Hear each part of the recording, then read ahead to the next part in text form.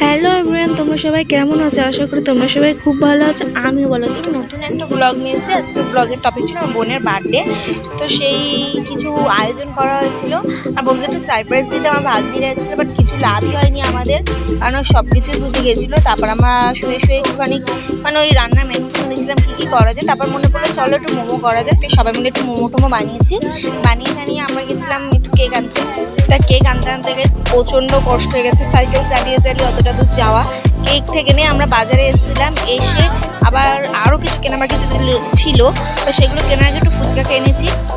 সেগুলো সব কিছু কিনে ঠিনে আমি বাড়ি এসেছি। বাড়ি এসে তোমার ঘরটার গুছানো ফিচানো সব বাকি ছিল, সেগুলো বেলুন ফুলাতে ফুলাতে আমার খুব কষ্ট গেছিলো। তাই ভাবলাম একটু রিলস করে নেওয়া যাক।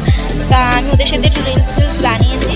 বানানোর পর আবার বেলুন ফুলাতে ব্যস্ত ছিলাম। বেলুন ফুলানোর পর অনেকটা কষ্ট হচ্ছিলো। তার মধ্যে মা দেখি চা করেছিল, তাই মা আবার চা দিয়ে গেছিলো। তা আমরা সবাই চা ঠা খেয়ে নিয়ে তা বললাম চল সবাই মিলে ঘরটা আগে কমপ্লিট করে নিই গুছিয়ে।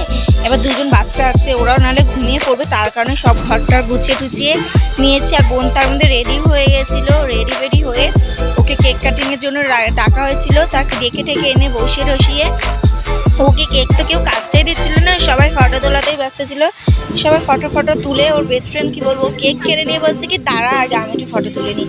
তারপর এরকম ফটো তোলার পর ওদের বললাম সর ওই যে রিচুয়ালসগুলো আছে সেগুলো করতে দে। তার রিচুয়ালস সব কমপ্লিট করার পর তারপর আমার ভাগ্নিরা বলছিল একটু পরেই বাড়ি চলে যাবো। তার একটু মন খারাপ হয়ে গেছিলো। তার রাতের ডিনারে ছিল বিরিয়ানি। তা ওরা সবাই ডিনার ফিনার করে তারপর জাবিকে ফোন করে জানানো হয়েছে যে ওদের হয়ে গেছে নিয়ে যাও। তা আমাদের খুব মজা হচ্ছে আজকের ভিডিওটাতে। তো জানটার মধ্যে চলে এসেছিলো নিতে, আর ভাগ্নিরাও রেডি হয়ে গেছিলো বাড়ি যাওয়ার জন্য। তার গাইস ওরা দুজন তো বাদক দুটো এখন বাড়ি যাচ্ছে। আর নেক্সট ভিডিওতে দেখা হচ্ছে। টাটা, সবাই ভালো থাকে।